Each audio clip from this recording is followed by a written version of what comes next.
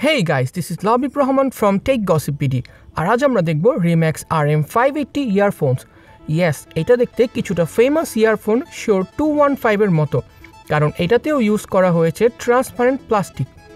খুব কনফিউজড হয়েই কিনতে হয়েছে এই ইয়ারফোনটি, কারণ কোথাও এটার ব্যাপারে কোনো প্রপার রিভিউ পাইনি।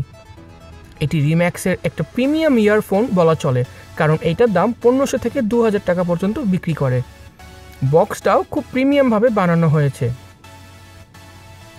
বক্সের ভিতর ইউজার ম্যানুয়াল, এক্সট্রা টিপস এবং একটি লেদার পাউচ দেওয়া হয়েছে।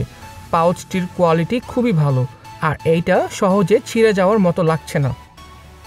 এবার আসা যাক ইয়ারফোনের কোয়ালিটিতে। এটার ওয়্যার কোয়ালিটি নিয়ে আমরা স্যাটিসফাইড।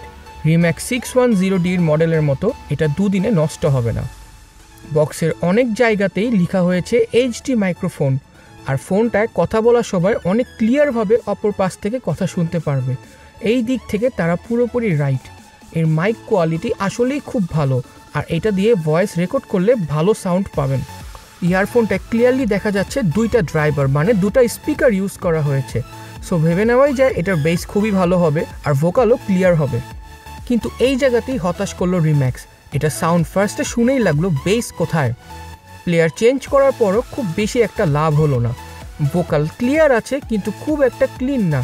20 ঘন্টা বার্ন করার পর কিছুটা ভালো হয়েছে, বাট স্টিল 1M301 থেকে বেটার না।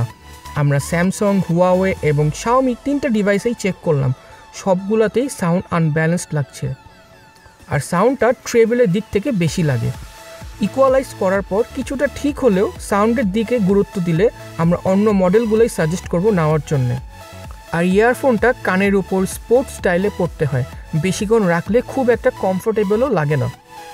এবার কনক্লুশনে আসা যাক। সাউন্ড জিনিসটা সবার কানে সেম হয় না।